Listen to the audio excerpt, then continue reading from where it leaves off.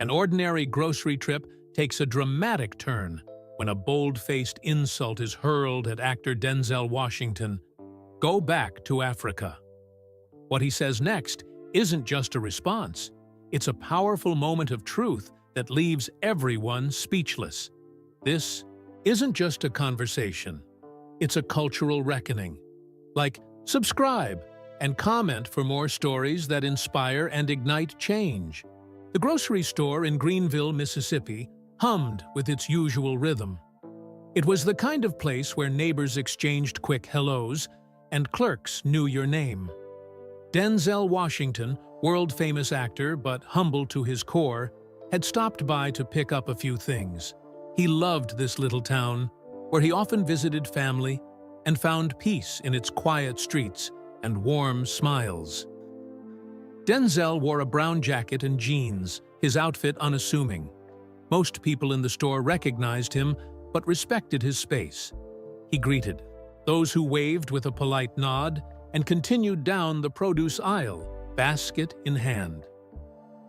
Nearby, Mrs. Helen Whitaker stood by the apples. At 75, Helen was small in frame but sharp in her ways. Her floral blouse and silver hair pinned neatly gave her the look of a sweet grandmother. But her sharp tongue and rigid opinions often made people avoid crossing her path. As Denzel reached for a bag of oranges, Helen glanced at him. Her eyes narrowed, her lips pressing into a thin line. The noise of the store seemed to fade as she spoke, her voice loud and clear. "You don't belong here." Denzel paused, unsure he'd heard her correctly. He looked up from the oranges, his expression calm but questioning. "Excuse me?" Helen wasn't shy about repeating herself. She straightened her back and said it again, louder. "I said, you don't belong here. Why don't you go back to Africa?" Her words hung in the air like a bad smell. Nearby shoppers froze, their eyes darting between Helen and Denzel. A mother pulled her child closer, while a young cashier stopped stacking bananas to stare. The usual hum of the store stopped completely, replaced by a heavy silence. Denzel's face remained calm, but his grip on the basket tightened. He took a slow breath, letting the words sink in. He wasn't angry, not yet. Instead, he felt the weight of her statement pressing down on him, heavy and suffocating. Helen stood her ground, clutching her apples with shaking hands. She didn't seem sorry for what she'd said. Instead, she tilted her chin up, daring him to respond. Shoppers stood frozen, unsure of what to do. Some whispered to each other, their voices hushed but urgent. Others simply stared, their eyes wide with disbelief. A teenage boy in a baseball cap peeked around the corner, curious but hesitant to get involved. For a moment, it felt like time itself had stopped. Denzel didn't speak right away. He stood there, his tall frame steady, his eyes locked on Helen's. His silence was powerful, a calm before the storm. Finally, he spoke. His voice was quiet but firm, each word clear and deliberate. "Do you even realize what you just said?" Helen huffed, gripping her apples tighter. "I said what I meant. People like you don't belong here. This is my country." Her words felt like a slap, sharp and stinging. A man near the potatoes shifted uncomfortably, glancing at Denzel as if expecting him to yell or storm off. But Denzel didn't move. He didn't raise his voice or let his emotions take over. Instead, he stood straighter, setting his basket down carefully. "Let's talk about that," he said, his voice calm but firm. The store held its breath. Everyone was watching now. Helen blinked, her confidence faltering for just a second. Denzel's calm demeanor was disarming, his tone almost gentle. "You said I don't belong here," Denzel continued, his voice steady. "But let me tell You something about where I come from." Helen's lips tightened, but she didn't interrupt. The crowd leaned in closer, their curiosity pulling them toward the conversation. Even those who had been pretending not to notice couldn't look. "Away now!" Denzel's words were heavy with meaning, each one carrying the weight of history, of struggle, of truth. He wasn't just speaking to Helen. He was speaking to everyone in that store, to anyone who had ever faced hate or ignorance. His calmness wasn't weakness. It was strength, the kind that could break through walls, the kind that could plant seeds of change in even the hardest of hearts. And so, the storm that had started with Helen's cruel words began to shift. What had been anger and tension became something more, a chance for understanding, a chance for growth. But the story wasn't over yet. Denzel wasn't finished, and neither was the moment that had captured everyone's attention. The stage was set for something unforgettable. The air in the store grew heavier as Denzel looked around, meeting the eyes of the onlookers. Their faces were a mix of curiosity, discomfort, and quiet anticipation. The tension in the room was almost unbearable, but Denzel remained calm. He turned back to Helen, his gaze steady and kind, though his voice carried a firmness that could not be ignored. "You said I don't belong here," he repeated, letting the words linger. "But let me tell you something, Mrs. Whitaker," she answered stiffly, clutching her apples. "Mrs. Whitaker," Denzel nodded, his tone respectful. "Let me tell you about my family, about where I come from. My ancestors were brought here against their will. They didn't come looking for wealth or a better life. They were chained, packed into ships like cargo, treated as less than human." The crowd was silent. Even the usual hum of the refrigerators seemed muted. "They worked this land," Denzel continued, his voice growing stronger, "building the foundation of this country while being denied every basic right. And yet, they endured.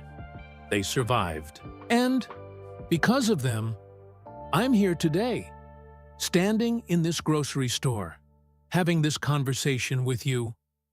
Helen's face reddened, and she shifted her weight from one foot to the other. Denzel didn't pause, his voice like a river that couldn't be stopped. "My grandfather fought in World War II," he said, his tone both proud and solemn. "He risked his life for this country, only to come home and be told he couldn't sit at the same lunch counter as the men he served beside. But he didn't let that break him. He worked hard, raised a family, and taught us to believe in the promise of this country, even when it didn't believe in us."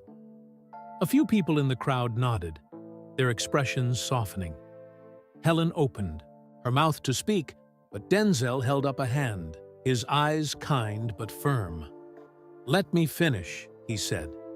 She closed her mouth, her hands gripping the apples so tightly her knuckles turned white. "My parents were teachers," Denzel continued, his voice softening but losing none of its impact. "They spent their lives educating kids, teaching them to see past skin color, to judge people by their character, their kindness. They believed in a better future, even when the world around them was filled with hate." Denzel paused, letting his words settle over the room. "So, when you tell me I don't belong here, Mrs. Whitaker, you're not just insulting me. You're insulting them. You're insulting every black man and woman who fought, who struggled, who bled for the same freedoms you enjoy." Helen's hands trembled, and her eyes darted around the room as if searching for an escape. But there was none. The crowd was still, their attention locked on Denzel. "I could get angry," Denzel said, his voice quieter now, almost gentle. "I could shout, or walk away, or ignore you. But what good would that do? Ignorance doesn't go away when you ignore it." It only grows. So, I'm standing here, telling you the truth, because I believe people can change. I believe you can change." The room was silent, the weight of Denzel's words pressing down on everyone. A woman near the bread aisle wiped a tear from her eye. A young man in a hoodie whispered to his friend, "He's right." Helen stared at Denzel, her lips trembling. For a moment, she looked like she might speak, but no words came. Denzel gave her a small, encouraging smile. "It's never too late to learn, Mrs. Whitaker. Never too late to open your heart." With that, he picked up his basket and turned to leave. The crowd parted for him, their faces filled with awe and respect. But as Denzel walked away, Helen's voice broke through the silence. "Wait," she said, her voice shaky. Denzel stopped and turned back, his expression calm and patient. Helen's face was pale, and her eyes glistened with unshed tears. She looked down at the apples in her hands, then back up at him. She began, her voice cracking. "I didn't mean to." Her words trailed off, and she looked away, ashamed. "It's okay," Denzel said gently. "What matters is what you do next." Helen nodded, swallowing hard. She didn't apologize, but the shame in her eyes said more than words ever could. The crowd watched as Denzel gave her one last nod, then turned and walked toward the checkout line. The silence in the store began to ease, replaced by quiet murmurs and the shuffle of carts. But the moment wasn't forgotten. It lingered in the air, a reminder of the power of truth, of the courage it takes to stand up to hate with grace and dignity. As Denzel checked out and walked to his car, the sun was setting, casting a warm, golden light over the parking lot. He glanced back at the store, his heart heavy but hopeful. He hadn't set out to make a statement that day, but life had a way of putting you where you needed to be. Some lessons were hard to teach, but they were worth it. But this isn't the first time Denzel Washington has faced ignorance head-on, and turned the tables in the most unforgettable way. Imagine being told you're not first-class material in front of a crowd, only to deliver a response so profound it leaves everyone stunned. What did Denzel say that made even his doubters regret their words? Click on the video appearing on your screen right now to hear the full story. Trust me, you won't want to miss how this legendary moment unfolded. See you there.